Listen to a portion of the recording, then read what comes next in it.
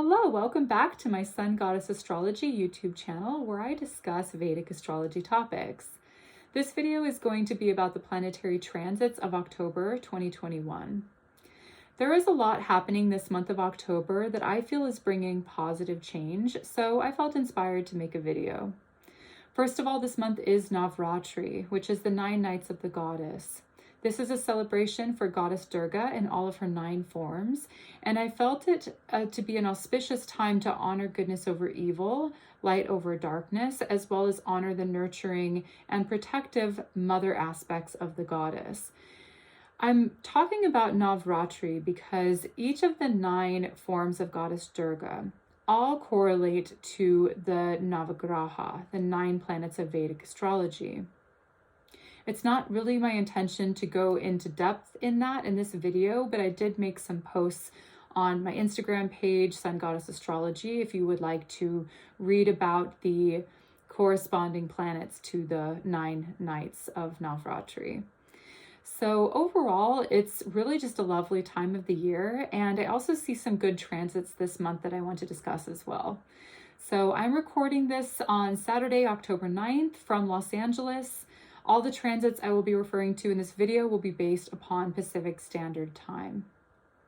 The first thing to note is that we are currently under a Mercury retrograde period. Mercury left Libra on the 1st of October and retrograded back into its ruling sign of Virgo. It's also its Mulchicone sign and sign of exaltation, so we know that Mercury really loves Virgo. It functions very well here. And despite its retrograde motion, it's actually not too unhappy in this placement. Mercury is in full problem-solving mode and focusing on the minor but important details. Also, having left Libra, it's no longer under the aspect of Saturn, and it's currently being supported by the aspect of Jupiter, which is a good thing. So Mercury stations direct on October 18th at 8:17 a.m.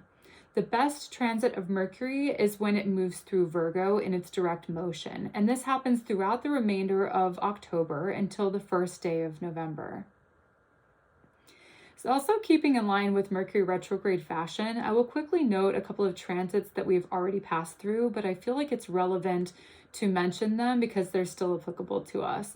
So last week on October 2nd, Venus moved from her sign of Libra to Scorpio, joining Ketu. Now, this gives a general feeling of discontentment with worldly pleasures and treasures, or it gives the effect of consuming or spending a great deal more than we need to. It's a great month to confront any imbalanced dynamics in relationships that would involve obsession, compulsion, or fears. Relationship problems will be more easily resolved this month as the root of the issue will be revealed. And Venus leaves Scorpio on October 30th.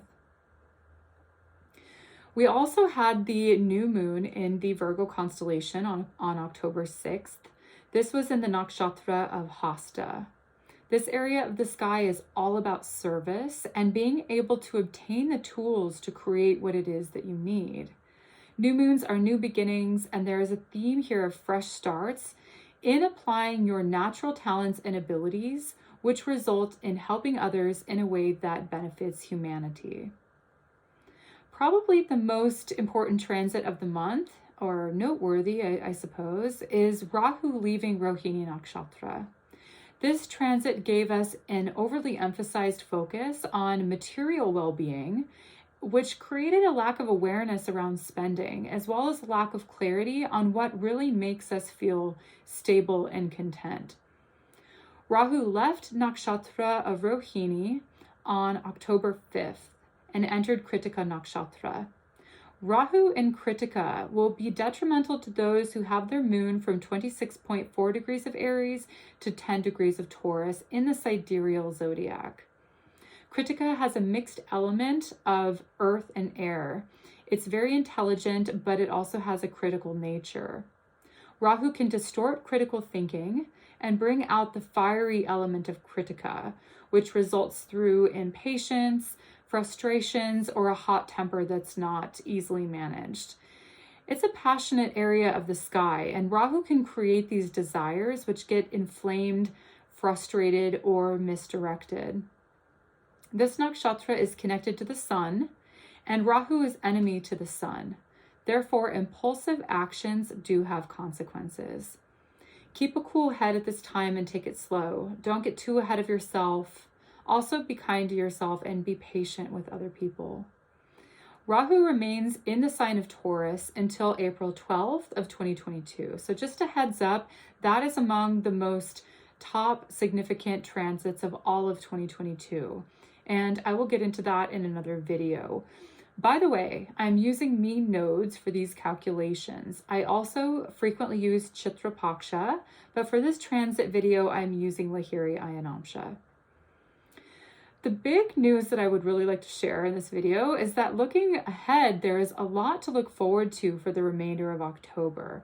We have 3 planets going direct. I already mentioned that Mercury will be going direct on October 18th, which is nice, but what's even better than that is that Saturn is finally going direct on October 10th at 7:17 Pacific time. He has been retrograde the longest, since May 23rd, and his direct motion is anticipated to bring results where there have been blocks in work, there have been procrastination, and unnecessary delays, which can test our patience. Retrograde Saturn can make us feel blocked or stuck, unable to get out of a rut. During this holding period, there is an overall restructuring of systems when Saturn is retrograde, and an application of those restructured systems when he finally goes direct. Similarly to Mercury, Saturn stations direct in his ruling sign this month. Saturn functions more effectively when in direct motion in Capricorn. Plans are able to be carried out and long-term commitments can be better honored from this point forward. Another most anticipated planet going direct is Jupiter. Jupiter will no longer be retrograde and debilitated after October 17th at 10:30 p.m. It will only just be debilitated. Well, anyway, Jupiter moves out of its sign of debilitation soon enough, in about 1 month. But this month, its direct motion will begin to inspire us for the future. We start having an inclination that our plans will come to fruition in the near future, probably after it moves out of Capricorn into Aquarius. We can fully comprehend and assimilate all the lessons that we have learned while it was retrograde from June to this point. So anything that wasn't really for our growth and supporting a prosperous, solid future for us has been readjusting since mid-June. On October 17th, 18th, this is really the crux of change in October. Jupiter and Mercury are going direct within a day of each other, and this is also the same time that the Sun enters sidereal Libra. The Sun will be debilitated in Libra, therefore its potential to lend us strength for personal empowerment is minimized. However, there are benefits, like illuminating the importance of teamwork and partnerships in order to be successful. Nobody is an island, and we are all interconnected and reliant on each other in some way or another. The Sun in Libra will give us a focus on harmonizing our relationships, balancing our lifestyles, and creating an environment where our needs are met in conjunction with the needs of others around us. It's also a better time for the markets. The economy improves this month and business picks up. People are sharing and trading goods and services, and also Mercury, the planet of commerce, is direct in its own sign, so that helps. Social welfare improves with Jupiter going direct, and businesses with a solid plan of operation will thrive through Saturn also going direct. This affects employment in a positive way. So that's the great news of October that I wanted to share that really inspired me to make this video. There are a couple of other transits to talk about which support and further emphasize these observations. The full moon in Aries will be on October 20th from 7:55 a.m. This concept of how people can balance managing themselves and working with others in a healthy way is highlighted. Balancing personal responsibility and freedom with shared cooperation and negotiation is the theme for this full moon. Furthermore, the full moon in Ashwini Nakshatra will emphasize healing matters and seeing results with great speed. So basically, what I was saying with Saturn having those delays and blocks being over is also repeated here with this full moon in Ashwini. So delays are over and we can see quick progress. Answers come where there was a long silence, and actions can be taken where there were blocks, and so on. Quickly following the full moon, Mars ingresses into Libra, joining the Sun on October 21st. This can make us impatient with others, as I had mentioned with the effect of Rahu moving into Kritika. So again, we have to be very careful and just slow down and be more patient with ourselves and others. So we do see a lot of resolutions this month. Lots of things are coming to resolution. A lot of things are coming to fruition. So after the 18th through the remainder of October, there is more smooth sailing after a lot of shifts in direction. And I feel like this is going to be a more rewarding feeling for all of us. Of course, these interpretations are for the general public, and everyone will be affected in slightly different ways depending on their personal chart placements. But overall, I'm really looking forward to this month and the blessings that it will bring. If you would like a personalized chart reading, you can contact me through my website linked below.